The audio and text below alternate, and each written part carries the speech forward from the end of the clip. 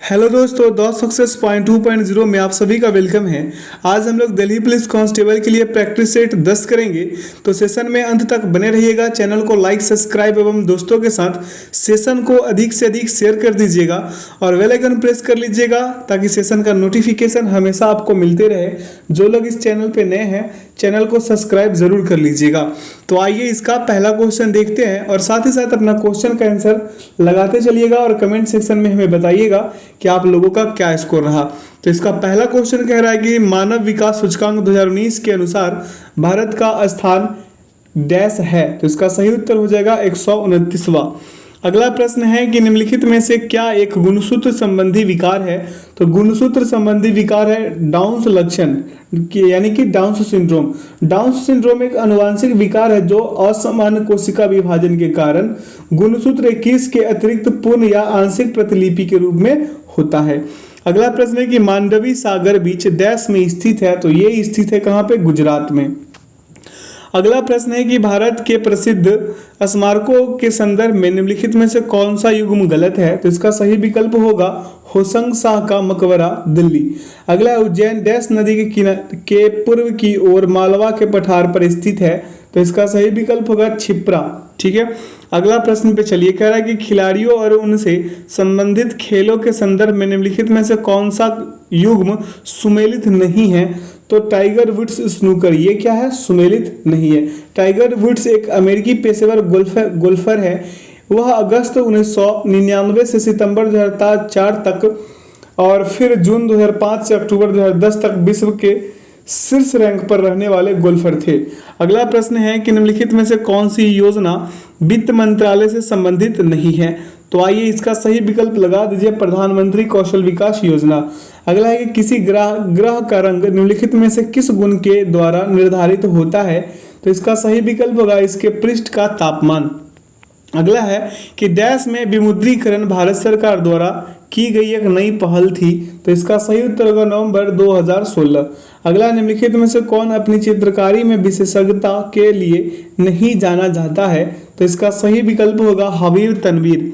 अगला प्रश्न पे चले। कह रहा है कि विश्व जल दिवस प्रतिवर्ष डैश को मनाया जाता है। तो विश्व जल दिवस 22 मार्च को मनाया जाता है। ठीक है, विश्व जल दिवस 1993 से प्रतिवर्ष 22 मार्च को आयोजित किया जाता है। अगला है कि इलाहाबाद उच्च न्यायालय की पीठ निम्नलिखित में से किस स्थान पर स्थापित है। तो इसका सही विकल्प हो जाएगा लखनऊ। अगला प्रश्न पे चलेंगे। कह रहा है कि 2016 के ग्रीष्मकालीन ओलंपिक में साक्षी मलिक ने निम्नलिखित में से किस खेल में कांस्य पदक जीता था।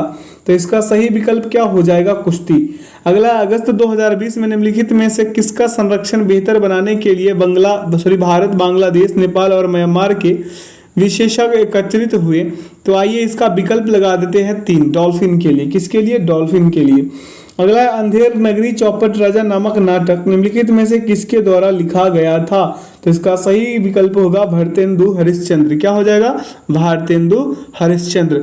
अगला प्रश्न पे चलते हैं। कह रहा है कि कवयित्री लल्ल गद्य भारत में निम्नलिखित में से किस क्षेत्र से संबंधित थी। तो इसका सही विकल्प हो जाएगा कश्मीर। अगला है काकरा पार सिंचाई परियोजना डैश नदी पर स्थित है। तो इसका सही विकल्प होगा तापी। क्या हो जाएगा? तापी। अगला है कि आंग्ल मैसूर युद्ध का समापन निम्नलिखित में से किस लड़ाई के साथ हुआ था। तो इसका सही विकल्प क्या हो जाएगा? श्रीरंगपट्टनम की लड़ाई। आगे की ओर चलते हैं। कह रहा है कि 30 जून 2020 तक की स्थिति के अनुसार भारत में निम्नलिखित में से किस उत्पाद को जीएसटी के दायरे से बाहर रखा गया है। तो इसका सही विकल्प हो जाएगा जीवन रक्षक औषधियां। आगे की ओर चलते हैं। कह रहा है कि ईसा मसीह के पुनर्जीवित हो उठने के प्रति विश्वास के रूप में निम्नलिखित में से कौन सा पर्व मनाया जाता है। तो इसका सही विकल्प होगा ईस्टर। क्या हो जाएगा? ईस्टर।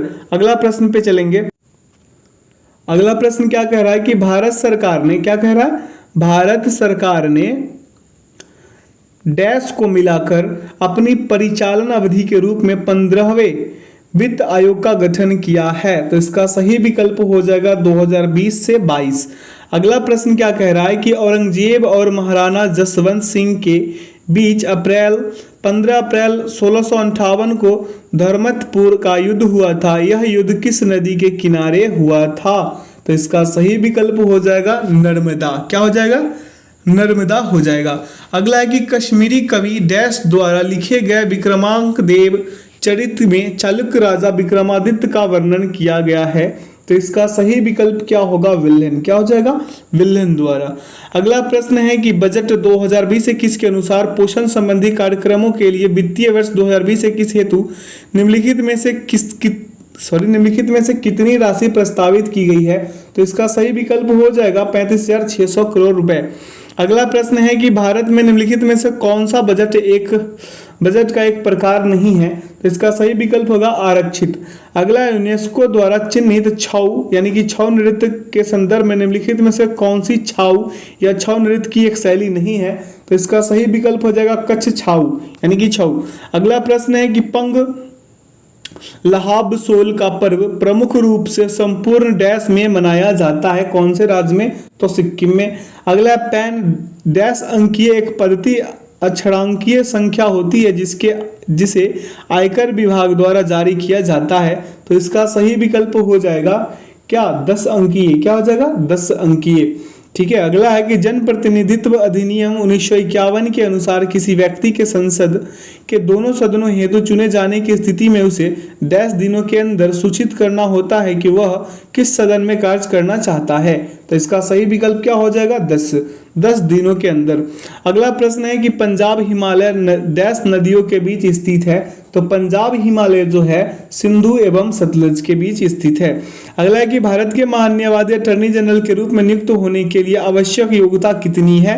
तो इसका सही विकल्प क्या हो जाएगा? सर्वोच्च न्यायालय के न्यायाधीश। क्या? सर्वोच्च न्यायालय के न्यायाधीश। अगला है कि देशों उनकी राजधानियों के संदर्भ में निम्नलिखित में से कौन सा युग्म सही है? तो इसका सही विकल्प हो जाएगा म्यांमार न्यायपीदाव। ठीक है, नाइपीताओ भी कहते हैं इसे। अगला है कि एक स्थलीय पारिस्थितिकी प्रणाली में हरे पौधे अपनी पत्तियों पर पड़ने वाले सूरज के प्रकाश की लगभग डैश ऊर्जा ग्रहण करते हैं और इसे खाद्य ऊर्जा में परिवर्तित करते हैं। तो इसका सही विकल्प हो जाएगा 1% ऊर्जा को। आगे की ओर चलिए, कह रहा निम्नलिखित में से कौन सा युग्म सुमेलित नहीं है? तो इसका सही विकल्प हो जाएगा कल्हण रामचरितम, क्योंकि कल्हण जो है 12वीं शताब्दी में एक कश्मीरी विद्वान थे जिन्होंने राजतरंगिणी यानी कि रजाओं की नदी में कश्मीर के इतिहास का लेखा जोखा दिया था, जिन्होंने 1148 और 1149 के बीच इसे संस्कृत भाषा में लिखा था। रामचरित लगभग 1550 और 1150 के बीच पाल साम्राज्य के दौरान संध्याकार नंदी द्वारा आर्य छंद में लिखी गई एक संस्कृत महाकाव्य या कविता है, यानी महाकाव्य कविता है, माफ कीजिएगा, महाकाव्य क्या है? कविता। अगला, अगस्त 2020 तक की स्थिति के अनुसार गोवा से राज्यसभा हेतु आवंटित सीट की संख्या निम्नलिखित में से कितनी है? तो आइए इसका सही विकल्प लगा देते हैं। क्या हो जाएगा इसका सही विकल्प? 1। अगला है कि 30 जून 2020 तक की स्थिति के अनुसार पारस्परिक समझ के राष्ट्रीय एकता को बढ़ावा देने के लिए एक भारत श्रेष्ठ भारत कार्यक्रम के अंतर्गत निम्नलिखित में से किस राज्य को हिमाचल प्रदेश के साथ जोड़ा गया है? तो इसका सही विकल्प हो जाएगा केरल। क्या हो जाएगा? केरल। राज्य को, हम राजा बोल दिए थे, राज्य को। अगला है कि ओलंपिक का प्रतीक जो पूरे विश्व में ओलंपिक के छल्लों के रूप में प्रसिद्ध है, करोड़ों लोगों के लिए ओलंपिक का दृश्यमान राजदूत है। इसमें छल्ले का निम्नलिखित में से कौन सा रंग सम्मिलित नहीं है? तो छल्ले का जो रंग है सफेद रंग क्या है? सम्मिलित नहीं है। ठीक है।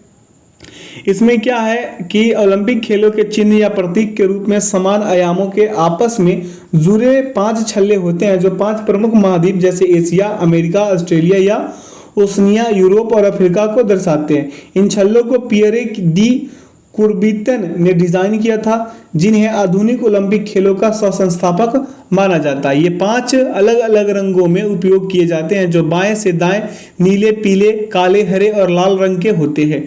अगला प्रश्न है कि निम्नलिखित में से कौन मानव कंकाल संरचना से संबंधित है?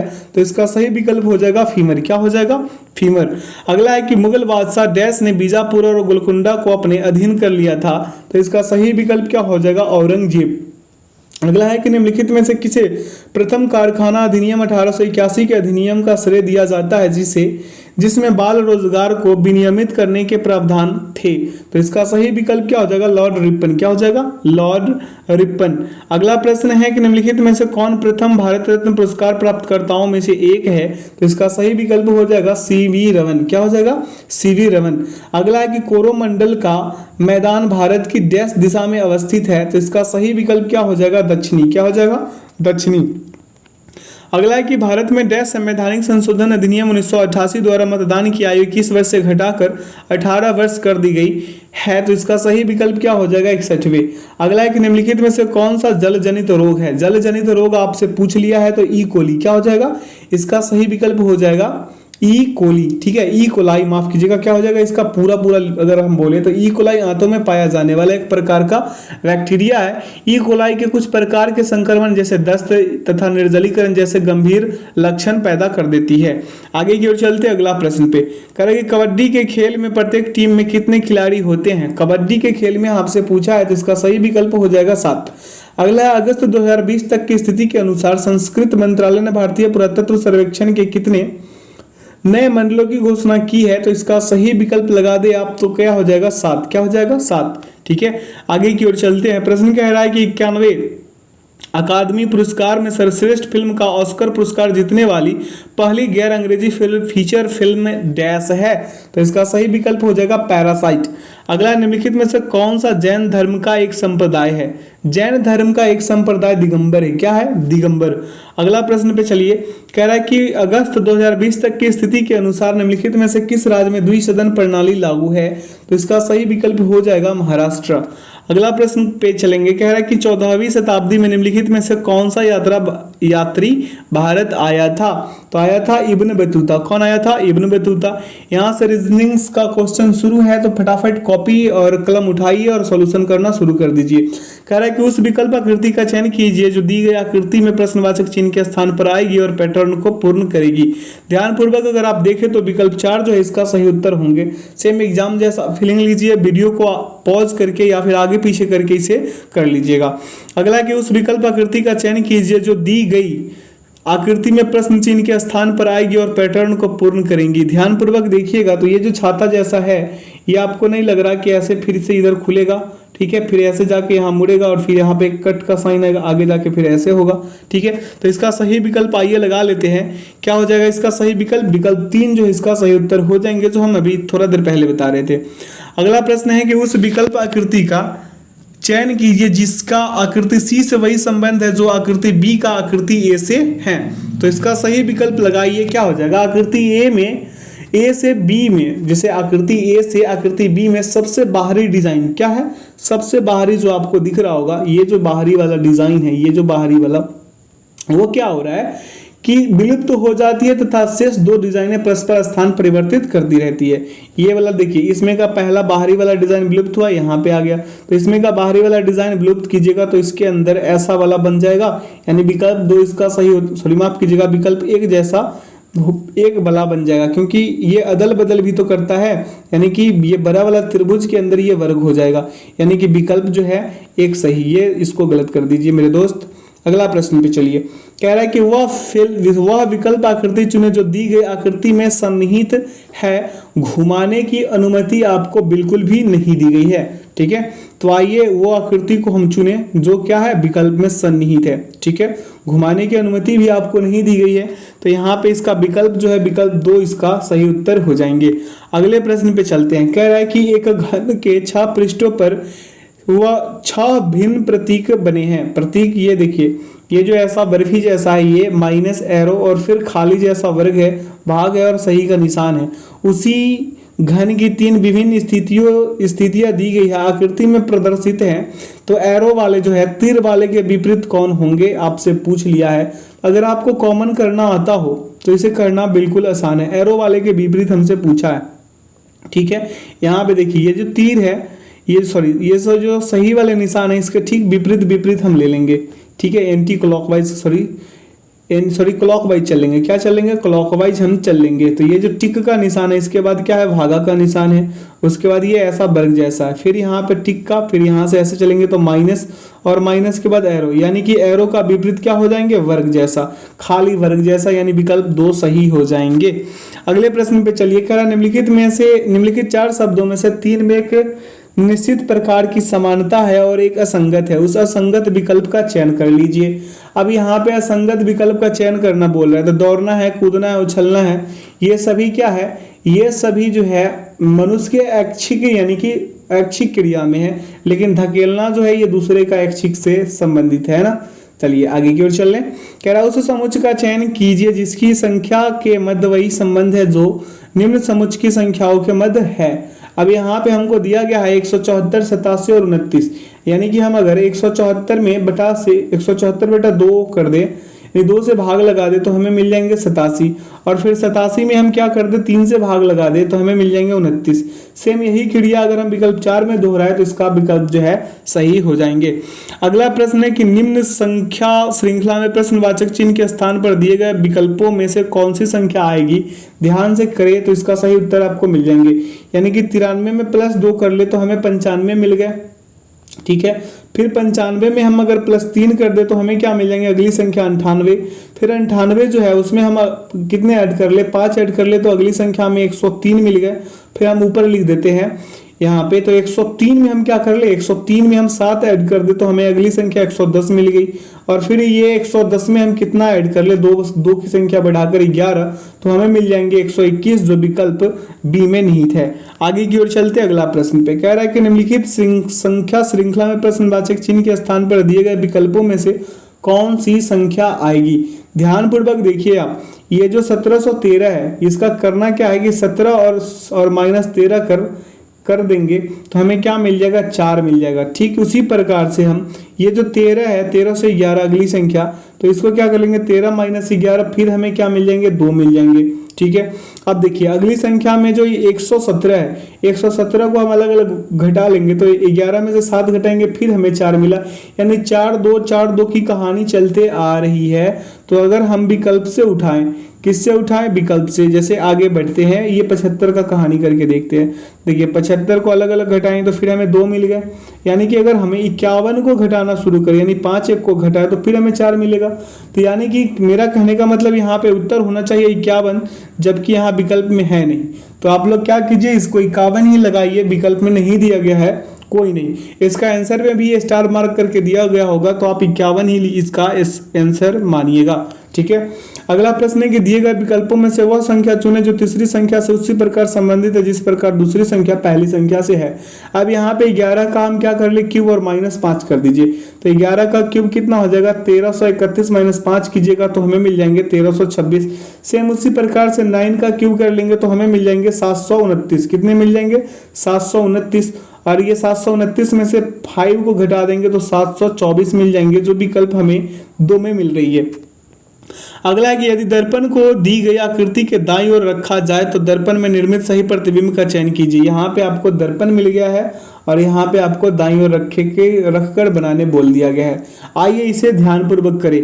देखिए ये जो एरो वाला साइन है, अगर हम यहाँ पे दर्पण पे रख के बनाए तो ये एरो वाला साइन ऐसे कैसे रहेगा, लेकिन ये ऐसे जाएगा, ठीक है। ये ऐसे जाएगा ना, माफ कीजिएगा, हमें यहाँ पे हो कुछ और रहा है, हम कर कुछ और रहे थे। यहाँ पे एरो इधर आ जाएगा, क्या आ जाएगा? इधर। ये जो है फिर ऐसे आ जाएगा, फिर ये ऐसे, फिर ये ऐसे। अब ये देखिए ये तीर ऐसे रहेगा, ऊपर वाला तीर सेम के सेम, यहाँ जो ये 0 जैसा है ये वाला ऐसे रहेगा। अब आइए विकल्प में देखते हैं। यहाँ विकल्प 1 में तो है नहीं, ये फिगर जो है विकल्प 4 में मिलेंगे। किसमें? विकल्प 4 इसका सही उत्तर हो जाएगा। अगला, निम्नलिखित 4 आकृतियों में से 3 एक निश्चित प्रकार की समानता है 3 में और एक असंगत है, उस असंगत आकृति का चयन कर लीजिए। ध्यान से देखिए आकृति 2 को, अगर इन्हें छोड़ते हैं तो अन्य सभी आकृति में बाहरी डिजाइन में अंदर वाले डिजाइन से एक भुजा कम है, यानी कि इसका सही विकल्प हमें 2 ही लग रहा है। यहाँ पे सर्किल मिल गया इस वजह से। अगला है कि एक कागज को निम्न चित्रों के अनुसार मोड़ा और काटा गया, खोले जाने पर यह कैसा दिखाई देगा। अगर इसे अगर बनाइएगा तो एक पूरा वर्ग बना लीजिए। क्या कर लीजिए? एक पूरा ऐसे वर्ग बना लीजिए और यहाँ पे फूल बनाना शुरू कीजिए। ये ऐसे करके ऐसे फूल बनेंगे, ठीक है। अब एक ऐसे ऐसे, फिर ऐसे और ये ऐसे, यहाँ पे एक फूल बनेंगे और एक यहाँ पे ऐसे, यानी ऐसा वाला फूल वाला जो मिल जाएगा आपको उत्तर, यही इसका सही उत्तर होंगे जो विकल्प आपको किस में निहित है, विकल्प 1 में निहित है। अगला प्रश्न पे चलिए, कह रहा है कि उस वेन आरेख का चयन कीजिए जो दिए गए वर्गों के मध्य संबंध का सर्वश्रेष्ठ निरूपण करता है। उद्योग है, श्रमिक है और मशीनें हैं, यानी कि मेरा कहने का मतलब ये उद्योग हो गया पूरा पूरा, इसमें श्रमिक को डाल दीजिए, इसमें मशीन को डाल दीजिए, इसका सही विकल्प विकल्प 2। आगे की ओर चल रहे, कह रहा है कि एक निश्चित कूट भाषा में होम को ELJB के रूप में लिखा जाता है, उसी कूट भाषा में किस शब्द को ARHB के रूप में लिखा जाएगा। अब यहाँ पे हम होम का करके दिखाते हैं, आप अगले वाले को कर लीजिएगा, HOME है ना। अब ये देखिए, यहाँ से E चलिएगा -3 जाइएगा, फिर यहाँ से -3 चले जाइए तो आपको क्या मिल जाएंगे L, फिर -3 चले जाइएगा तो J मिल जाएंगे, और फिर -3 ही जाइएगा तो आपको क्या मिल जाएंगे, B मिल जाएंगे। यानी कि ARBH में भी हम प्लस का 3 अगर ऐड कर दे तो क्या मिल जाएंगे, ड्यूक मिल जाएंगे। क्या मिल जाएंगे, ड्यूक, जो विकल्प 1 में निहित है। अगला प्रश्न है कि वर्गों के उस विकल्प का चयन कीजिए जो दिए गए वेन आरेख द्वारा सर्वश्रेष्ठ ढंग से निरूपित करता है। अब यहाँ पे मेरा कहने का मतलब 3 अलग अलग पार्ट दिया गया, तो इसमें बूढ़ा को डाल लीजिए, इसमें दुल्हन और इसमें बच्चा को। इसका सही विकल्प जो होगा विकल्प 3 हो जाएंगे। क्या हो जाएंगे, विकल्प 3 इसका सही उत्तर होगा। अगला है कि गणितीय चिन्हों के उस सही संयोजन का चयन करें जिसे क्रमिक रूप से स्टार चिन्हों के स्थान पर रखे जाने पर दिया गया समीकरण संतुलित हो जाएगा। अगर आप विकल्प 3 को रखें, किसको, विकल्प 3 को, तो 9 माइनस क्या हो जाएगा, 9 माइनस हो जाएगा 6, और यहाँ पे भगा कितना हो जाएगा 3 प्लस 19 गुने 4 और बराबर 83 हो जाएंगे। ठीक है, इसे सॉल्व कीजिएगा, आपको मिलेंगे 83 बराबर 83। एक भाई ने मैथ्स का सॉल्यूशन पे सवाल उठाए हैं कि मैथ खिचड़ी जैसा बन गया है। क्या बन गया है, खिचड़ी जैसा कर दिए हैं। तो मेरे दोस्त सॉल्यूशन थोड़ा करना ये यहाँ पे कठिन हो जाता है, अपना टैब पे थोड़ा कम स्पेस मिलता है, इसलिए हम वीडियो को शॉर्ट कर देते हैं। तो आपसे रिक्वेस्ट है कि कोऑपरेट कीजिए मेरे दोस्त, हम आपके लिए हर संभव प्रयास कर रहे हैं, जो हमसे बन रहा है हम पूरा कोशिश करते हैं कि आपके लिए हम बेहतर दे सके। ठीक है, कोशिश हमेशा मेरा जारी रहेगा मेरे दोस्त, आप हम पे भरोसा रखिए, बेहतर करके देने का मेरा वादा रहा। हमसे जितना बेहतर होगा हम कर पाएंगे आपके लिए। ठीक है, सेशन में आगे बढ़ते हैं। प्रश्न क्या कह रहा है कि उस विकल्प आकृति का चयन कीजिए जो निम्न आकृति श्रृंखला में अगले स्थान पर आएगी। अब अगले स्थान पे कौन आएगी पूछ रहा है ये, तो यहाँ पे प्रत्येक अगली आकृति में एक उल्टा तीर शीर्ष एक निश्चित क्रम में जुड़ रहा है। एक उल्टा तीर क्या कर रहा है, शीर्ष क्रम में, ये देखिए यहाँ पे जुड़ा, एक दूसरा जुड़ गया, तीसरा जुड़ गया, तो अगले में इसमें भी जुड़ जाएगा। यानी कि इसका सही विकल्प हमें 2 ही दिख रहा है, 2 इसका सही विकल्प हो जाएगा। अगला है कि उस विकल्प आकृति का चयन कीजिए जिसका आकृति सी से वही संबंध है जो आकृति बी का आकृति ए से है। तब यहाँ पे देखिए, आकृति ए से आकृति बी में दोनों विकर्ण विलुप्त हो जाते हैं। ये जो विकर्ण था ये जो क्या हो जाते हैं, विलुप्त हो जाते हैं। तो इसका सही विकल्प हमें 4 दिख रहा है। ठीक है, अगला प्रश्न है कि दी गई आकृति को मोड़कर एक बॉक्स बनाने पर कौन सा पृष्ठ 2 वाले पृष्ठ के सन्निकट नहीं हो सकता, 2 वाले पृष्ठ के सन्निकट नहीं हो सकता, आपसे यही पूछा है। देखिए 6 के विपरीत तो हमें 1 दिख रहा है, 6 के विपरीत क्या हो गया 1, ठीक है, 5 के विपरीत 3 हो गया, 5 के विपरीत कौन हो जाएंगे 3, और 4 के विपरीत हो जाएंगे 2, और हमसे पूछा है 2 वाले पृष्ठ के सन्निकट कौन नहीं होंगे, तो ये 4 ही जो है मेरे दोस्त नहीं होंगे, विकल्प 4 सही। अगला है कि उस विकल्प का चयन कीजिए जिसका तीसरे शब्द से वही संबंध है जो दूसरे शब्द का पहले शब्द से है। तो दूसरे शब्द पे दूसरा पहला पर पहना जाता है, और अंगूठी जो है क्या है, अंगूठी को उंगली से पहना जाता है, सॉरी उंगली में पहना जाता है। उसी प्रकार पायल को टखने के गिर्द में पहना जाता है, यानी कि अंगुली में अंगूठी, तो टखना में क्या हो जाएगा पायल हो जाएंगे, यानी विकल्प 1 इसका सही उत्तर हमें दिख रहा है। अगला प्रश्न पे चलिए, कह रहा है कि उस विकल्प आकृति का चयन कीजिए जो निम्नलिखित आकृति में अगले स्थान पर आएगी। तो यहाँ पे प्रत्येक अगली आकृति में एक भुजा विलुप्त हो रही है, एक भुजा क्या हो रही है, विलुप्त हो रही है। तो आपको क्या उत्तर दिख रहा है, इसका सही विकल्प हमें तो 2 ही दिख रहा है, आप बताइए क्या दिख रहा है। अगला प्रश्न पे चलिए, कह रहा है कि वह विकल्प आकृति चुने जो दी गई आकृति में सन्निहित नहीं है, घुमाने की अनुमति भी नहीं दी गई है। तो आप इस फिगर को देखिए और एग्जाम वाला फीलिंग लेकर इसे बना दीजिए। इसका सही विकल्प जो होगा विकल्प 3 हो जाएंगे। ठीक है, आगे की ओर चलते हैं। कह रहा नेहा एक वस्तु बेचना चाहती है। नेहा क्या करती है? एक वस्तु बेचना चाहती है। यदि वह 200% लाभ कमाना चाहे तो विक्रय मूल्य लागत मूल्य का कितने गुना होना चाहिए? आइए इसका सही विकल्प करें। यानी कि मान लीजिए कि वस्तु का क्रय मूल्य कितना हो जाएगा? 100 रुपए। ठीक है, तो 200% लाभ यानी कि वस्तु का जो क्रय मूल्य है क्या है? 100 रुपए है। तो वस्तु 200% यानी 200% लाभ अर्जित करने के लिए विक्रय मूल्य क्या हो जाएंगे? 200% लाभ अर्जित करने के लिए विक्रय मूल्य हो जाएंगे 3 गुने x, यानी कि 3x होना चाहिए। क्या होना चाहिए? 3x, यानी कि विकल्प 3 सही, 3 गुना होना चाहिए। अगला है निम्नांकित 4 आकृतियों में से 3 में एक निश्चित प्रकार की समानता है और एक असंगत है। उस असंगत आकृति को आप चुन लीजिए। अब अगर आप विकल्प 2 को छोड़ दें, किसको? विकल्प 2 को, तो आपको पता चलेगा कि अन्य सभी आकृति में चतुर्भुज 2 अलग अलग रेखाओं में निहित है, लेकिन इसमें एक ही रेखा में है चतुर्भुज। ठीक है, इसलिए क्या है? ये अलग है। यहां से मैथ्स का क्वेश्चन है, जो मेरे मित्र एवं दोस्त को परेशानी हुई थी, आपसे रिक्वेस्ट है कि आप कोऑपरेट कीजिए मेरे दोस्त, क्योंकि यहाँ थोड़ा सॉल्यूशन जो है ना टैब के कारण कमजोर पड़ जाता है, यहाँ पे छोटा स्क्रीन के कारण। कोई नहीं, आइए, यहाँ पे पेन नहीं है ना, टच पेन नहीं है, इसलिए प्रॉब्लम होता है। आप कोऑपरेट कीजिए, बेहतर करेंगे आपके लिए, हम वादा रहा।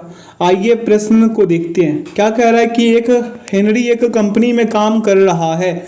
उसके मासिक वेतन में से 25% घर के किराए के रूप में, 15% बच्चों की शिक्षा पर और 18% अन्य मदों में खर्च हो जाता है।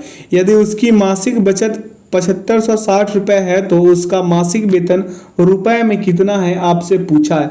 मान लीजिए कि हेनरी का मासिक वेतन क्या हो जाएगा? x। क्या है? x।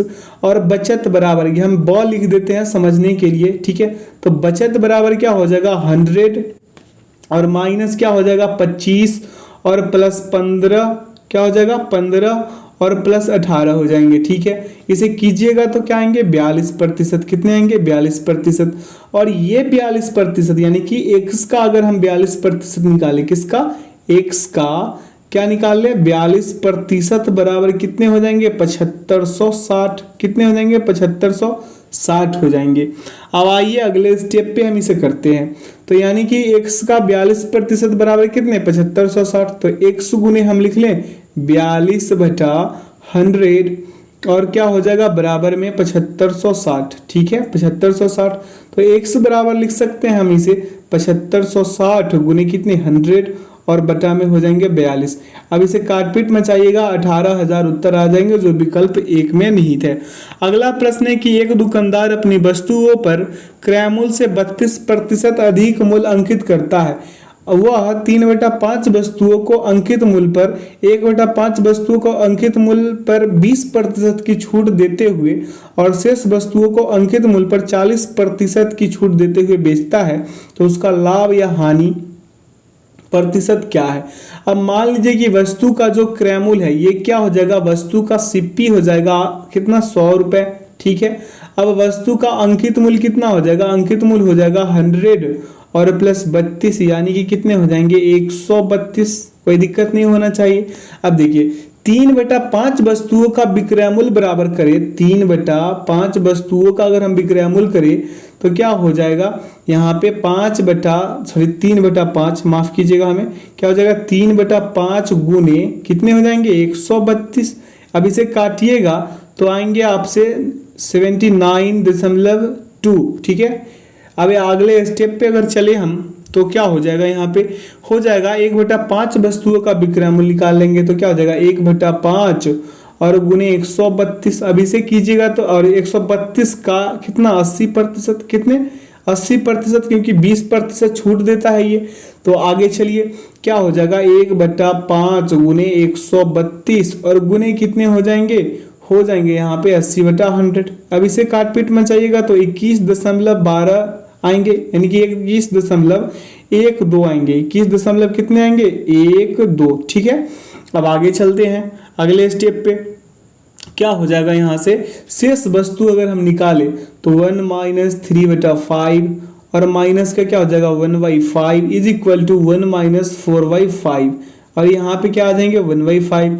अब शेष 1/5 वस्तुओं का विक्रयमूल्य बराबर हम करें तो 1/5 क्या हो जाएगा गुने 132 का 60% होगा। 132 का क्या हो जाएगा 60%, यानी कि 1/5 गुने 132 गुने 60/100 कर लें। क्या कर लें 1/5 गुने 132 गुने क्या हो जाएगा 60/100। 60 क्या हो जाएगा 100 हो जाएंगे।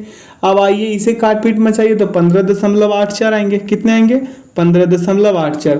तो कुल विक्रय मूल्य बराबर क्या हो जाएगा टोटल एसपी बराबर क्या हो जाएगा सेलिंग प्राइस बराबर 79 प्लस 2 और प्लस 21.12 और प्लस यहाँ पे सॉरी माफ कीजिएगा क्या हो जाएगा कुल विक्रय मूल्य कहाँ है ना, और यहाँ पे क्या हो जाएंगे प्लस का 15.84, यानी टोटल कितने हो गए 116.84। कितने 116 कितने हो जाएंगे 84, यानी कि लाभ प्रतिशत बराबर निकाले तो 116.66 और माइनस कितने माइनस हो जाएंगे 100, यानी कि 16.66 आ जाएंगे। अब यहाँ पे ना 116.16 ही आया था, हम 84 गलती से बोल गए इसलिए माफी चाहेंगे।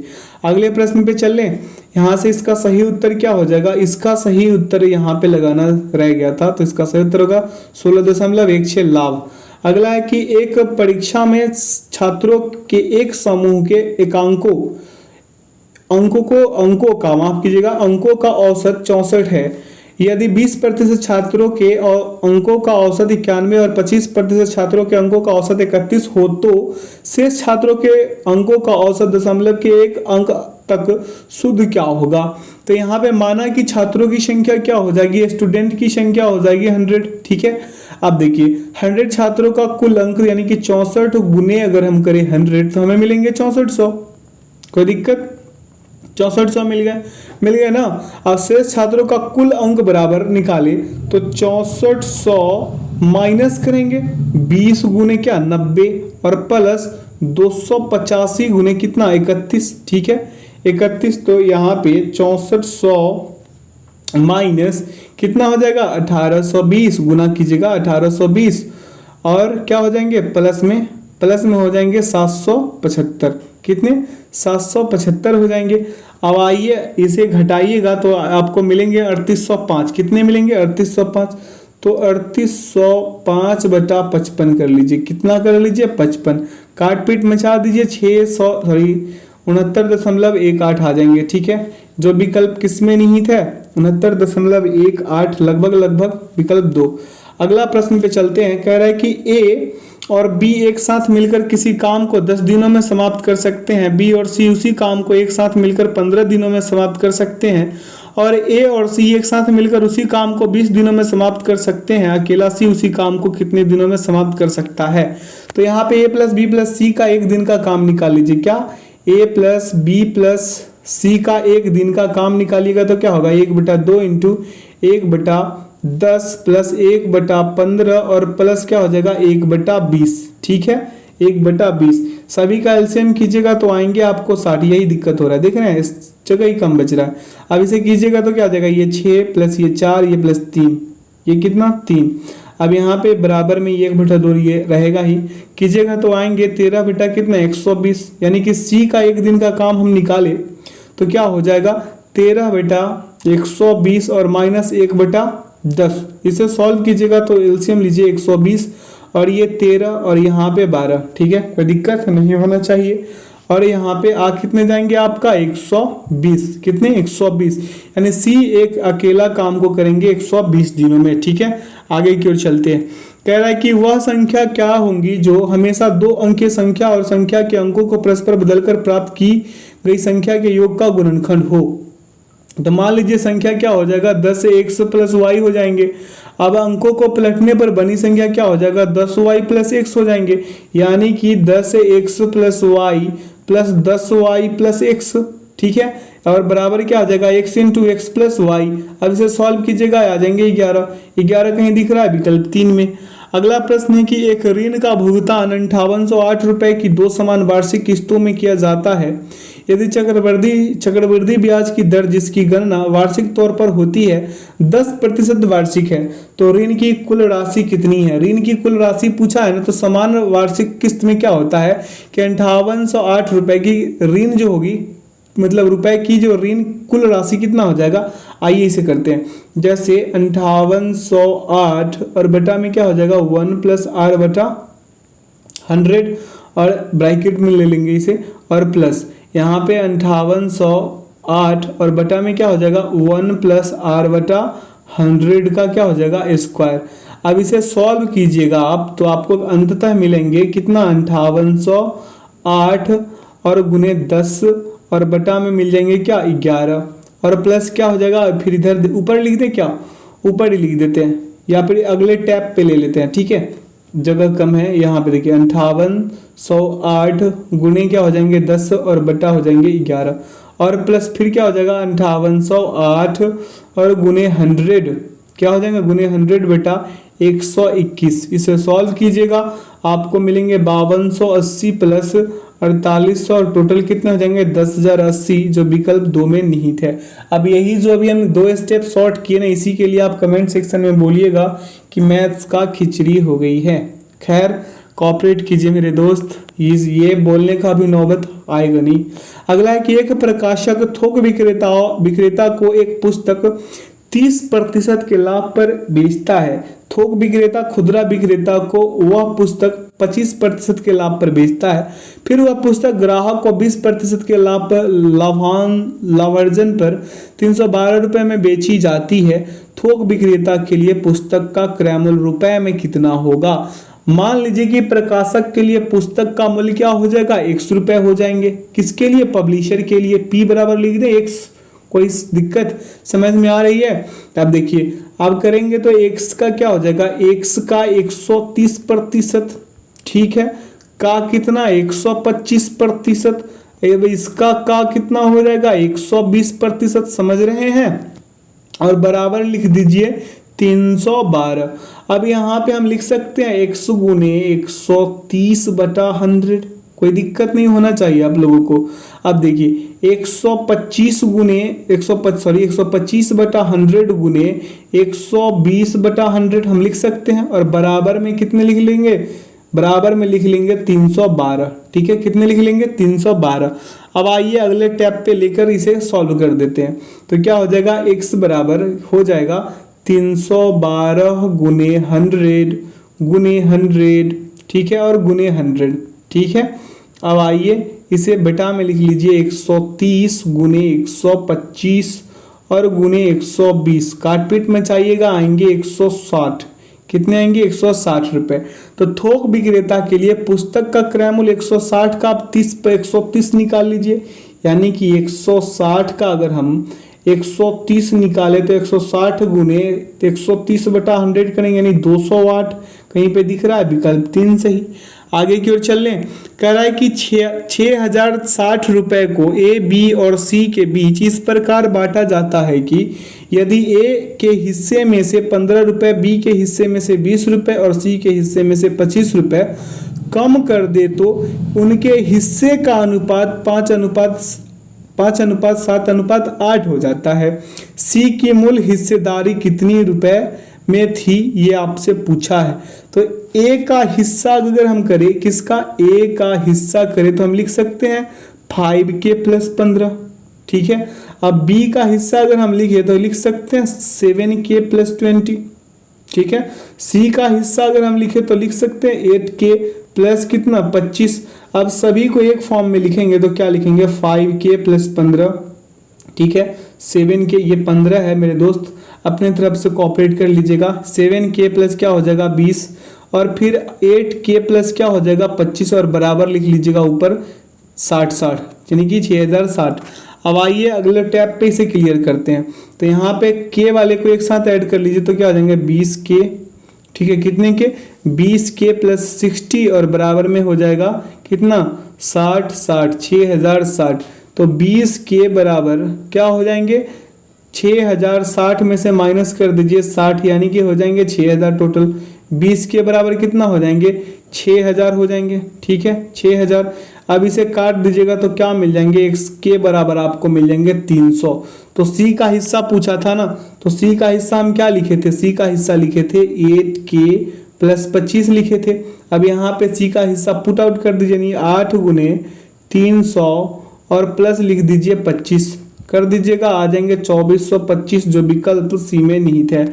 कोई दिक्कत नहीं होना चाहिए। अगला है कि एक गाय 20.5 लीटर लंबी भुजा वाले एक गाय 20.5 मीटर लंबी भुजा वाले एक वर्गाकार घास के मैदान के एक कोने में खूंटे से बंधी है।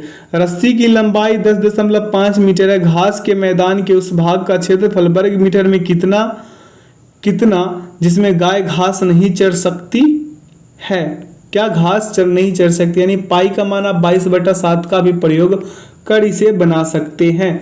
तो आइए इसका करते हैं। वर्गाकार मैदान का क्षेत्रफल अगर हम करें तो क्या हो जाएगा 20.5 का स्क्वायर, यानी कि कितने हो जाएंगे 420.25। तो वृत्तखंड का क्षेत्रफल क्या होता है, वृत्तखंड का क्षेत्रफल होता है पाई आर स्क्वायर थीटा बटा क्या होता है 360 डिग्री। अब इसी पे हम इसको पुट आउट करके बनाएंगे, ठीक है। तो यहाँ पे क्या हो जाएगा 22/7, ठीक है, गुने 10.5 का स्क्वायर गुने 90/360, ठीक है। इसे सॉल्व कीजिएगा 86.625 आएंगे, यानी कि अभिष्ट क्षेत्रफल कितना हो जाएगा आपका 420 में से 420.25 में से माइनस कर लीजिए, कितना माइनस कर लीजिए 86.625, यानी मिल जाएंगे आपको 333.625। कहीं पे दिख रहा है 333.625। आइए विकल्प में लगाइए, यानी विकल्प एक ही सही हो गए। अगला है कि एक 3 मीटर 50 सेंटीमीटर लंबी और 4 मीटर ऊंची दीवार पर समान आकार की वर्गाकार टाइल्स को लगाया जाना है।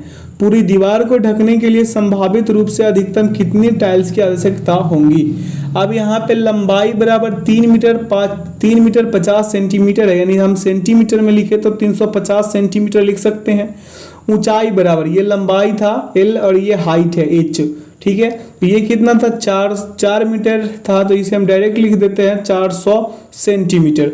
अब 350 तथा 400 का हमें अगर HCF करें तो आएंगे कितना, HCF मेरा HCF आ जाएगा 50। कितने आ जाएंगे 50। तो टाइल्स की संख्या निकाल ले आप। अगले टैब पे चलते हैं। तो टाइल्स की संख्या निकालने के लिए 350 गुने 400, ठीक है, और बटा में हम लिख सकते हैं 50 गुने 50। अब कारपीट मचा दीजिए, क्या आ जाएंगे 56। कितने आ जाएंगे 56, इसका सही उत्तर हो जाएगा। अगला है कि एक व्यक्ति ने एक निश्चित दूरी किसी चाल से तय की। यदि वह चाल में 6 किलोमीटर प्रति घंटा की तेजी लाता तो उसे 30 मिनट कम समय लगता, ठीक है।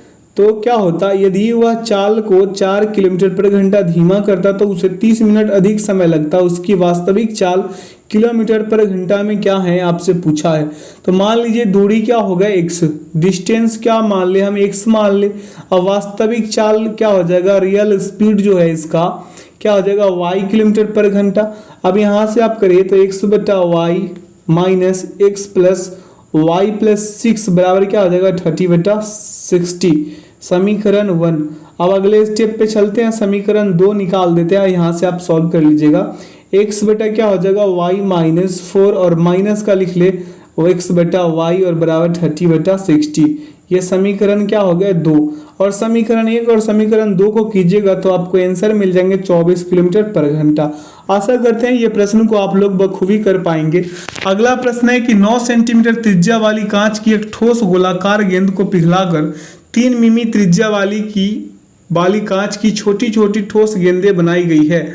बनी हुई छोटी गेंदों की संख्या कितनी है। अब गेंदों की संख्या पूछी है तो मान लीजिए कि छोटी गेंदों की संख्या क्या हो गए n हो गए, क्या होगा n, हम मान लिए क्या मान लिए n।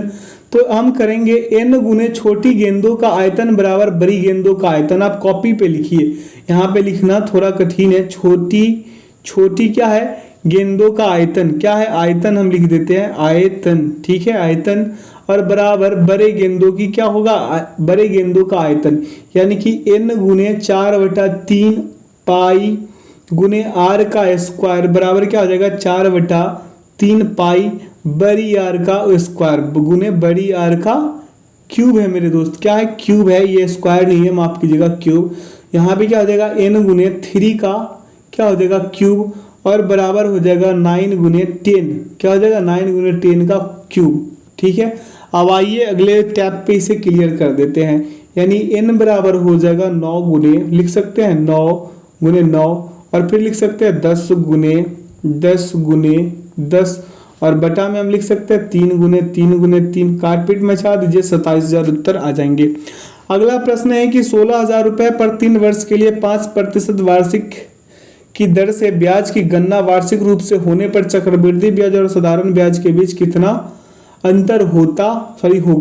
तब यहाँ पे 3 वर्ष के लिए चक्रवृद्धि ब्याज तथा साधारण ब्याज का अंतर पूछा है, तो हम लिख सकते हैं P इंटू 300 प्लस R बटा 100। ठीक है, 100 और यहाँ पे लिख सकते हैं R बटा 100 का स्क्वायर। ठीक है, अब देखिए 16,000, ठीक है, 16,000 इंटू 300 प्लस 5 और बटा क्या हो जाएगा 100 इंटू गुना कर देते हैं, क्या हो जाएगा 5/10 का स्क्वायर। ठीक है, कीजिएगा तो क्या होंगे 16,000, क्या 16,000 गुने 305/100 और गुने का क्या हो जाएगा 1/400। काट पीट मचा दीजिए, 112 रुपए आ जाएंगे। जो विकल्प किसमें है 112 या 22? 122 मेरे दोस्त, विकल्प 4। अगला प्रश्न पे चल ले। अगला प्रश्न को देखते, कह रहा है कि निम्नलिखित में से कौन सी भिन्न सबसे बड़ी है। अब सबसे बड़ी भिन्न निकालने के लिए सभी पे 0 0 लगाकर, ये 6 है ना, 0 लगा दीजिए, 11 से भागा लगा दीजिए, ये 13 है तो 30 के 130 कर दीजिए, 18 से भागा लगा दीजिए, जो सबसे बड़ा आएगा उसका सही हो जाएगा। यानी विकल्प 2 इसका सही उत्तर आएंगे, आप चेक करके कर लीजिएगा। अगला है कि एक मशीन के मूल्य में प्रति वर्ष 25% की दर से मूल्य ह्रास होता है। यदि दूसरे वर्ष और तीसरे वर्ष के अंत में इसके मूल्य के बीच 24,000 रुपए का अंतर हो तो पहले वर्ष के अंत में मशीन का मूल्य रुपए में कितना होगा, आपसे पूछा। मान लीजिए मशीन की मूल्य जो है P रुपए, क्या है मशीन की जो मूल्य होगा वो क्या हो जाएगा P रुपए। दूसरे वर्ष के अंत में मशीन का मूल्य कितना होगा, आइए करते हैं। तो P इंटू 1 माइनस 25/100 का क्या हो जाएगा स्क्वायर, क्या हो जाएगा 100 का स्क्वायर। अब इसे कीजिएगा तो P इंटू क्या हो जाएगा 3/4 का स्क्वायर। अब बाहर निकाल कीजिए 9P और ये लिख सकते हैं इसे 16।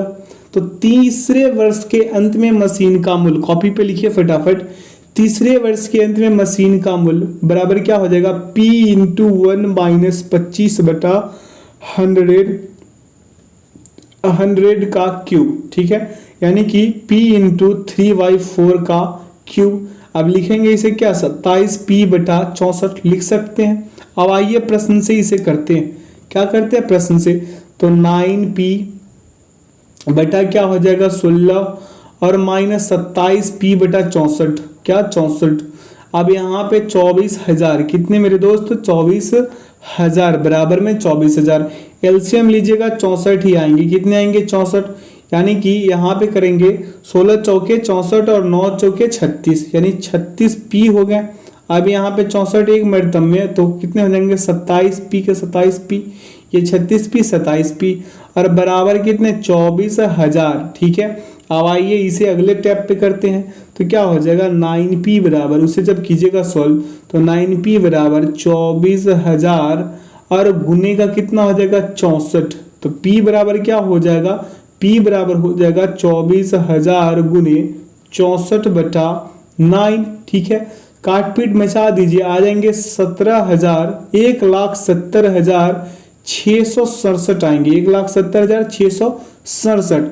अब पहले वर्ष के अंत में मशीन का मूल्य लिखिए कॉपी पे फटाफट, पहले वर्ष के अंत में मशीन का मूल्य बराबर क्या हो जाएगा 1,70,667 इंटू 1 माइनस 25/100। ठीक है, इसे अगर आप करें तो क्या हो जाएगा 1,70,667 गुने 3/4 काट पीट मचा दीजिए, कितना आ जाएंगे 1,28,000 आएंगे, जो विकल्प 1 में निहित है।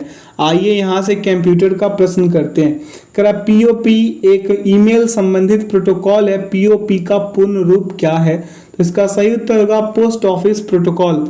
अगला प्रश्न है कि होम पेज किसी वेबसाइट का डैश पेज होता है, तो इसका सही विकल्प होगा पहला।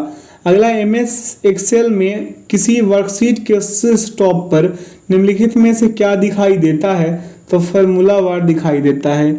अगला प्रश्न है कि एमएस एक्सेल वर्कशीट में निरंतर सेल की एक सीरीज को सिलेक्ट करने के लिए निम्नलिखित में से किस कुंजी का उपयोग किया जाता है, तो सही उत्तर होगा शिफ्ट का। अगला है कि एमएस वर्ड में निम्नलिखित में से कौन सा दृश्य विकल्प व्यू ऑप्शन किसी डॉक्यूमेंट के कंटेंट को बुलेट पॉइंट के रूप में दर्शाता है, तो इसका सही विकल्प होगा आउटलाइन। अगला प्रश्न पे चलिए, कह रहा है क्रोम ब्राउजर में दाईं ओर प्रत्येक खुले टैब में जाने के लिए निम्नलिखित में से किस कीबोर्ड शॉर्टकट का उपयोग किया जाता है, तो इसका सही विकल्प हो जाएगा कंट्रोल प्लस टैब। क्या हो जाएगा? Control plus tab. अगला प्रश्न पे चलते हैं, कह रहा है कि बताएं कि निम्नलिखित कथन सत्य है या असत्य। पहला कथन कह रहा है कि एमएस वर्ड में सभी पैराग्राफ में राइट अलाइनमेंट हो सकता है, और दूसरा कथन कह रहा है कि एमएस वर्ड में सभी पैराग्राफ में एक ही हैंगिंग पोजीशन नहीं हो सकती, तो इसका सही विकल्प होगा कि पहला वाला सत्य है और दूसरा असत्य है। अगला है कि एमएस वर्ड टेबल के बारे में निम्नलिखित में से कौन सा कथन सत्य है, तो इसका सही विकल्प होगा एक टेबल के पहली और अंतिम सेल को मर्ज किया जा सकता है। अगला प्रश्न पे चलेंगे, कह रहा है कि एमएस वर्ड के हाल के संस्करणों जैसे कि वर्ड 2016 में होम मेनू के तहत क्लिपबोर्ड कमांड समूह के भाग के रूप में निम्नलिखित में से क्या दिखाई नहीं देता है, तो इसका सही विकल्प हो जाएगा शो या हाइड। अगला है और इस सेशन का आखिरी क्वेश्चन है, कह रहा है कि निम्नलिखित एमएस एक्सेल फार्मूला का परिणाम क्या होगा। यहाँ पे सेलिंग दिया गया है 7,5, तो इसका सही विकल्प क्या हो जाएगा? विकल्प हो जाएगा 3 नंबर वाले सही, यानी कि 10 होंगे। आशा करते हैं आज के सेशन से आप लोगों को काफ़ी कुछ सीखने को मिला होगा। तो अगर सीखने को मिला आप लोगों को तो चैनल को सब्सक्राइब कर दीजिए, जो लोग अपने चैनल पे नए हैं बेल आइकन को प्रेस कर दीजिए ताकि सेशन का नोटिफिकेशन हमेशा आपको मिलते रहे। इसका पीडीएफ का लिंक वीडियो के डिस्क्रिप्शन बॉक्स में डाल दिया गया है, आप लोग वहां से इसे डाउनलोड कर मॉक टेस्ट लगा सकते हैं। तो हमारे साथ वीडियो में अंत तक बने रहने के लिए बहुत बहुत धन्यवाद। अपना ख्याल रखिएगा और हर रोज हमारे साथ प्रैक्टिस सेट लगाते रहिए अपना एग्जाम्स में बेहतर प्रदर्शन करने के लिए। तो thanks for watching the video. जय हिंद, जय भारत।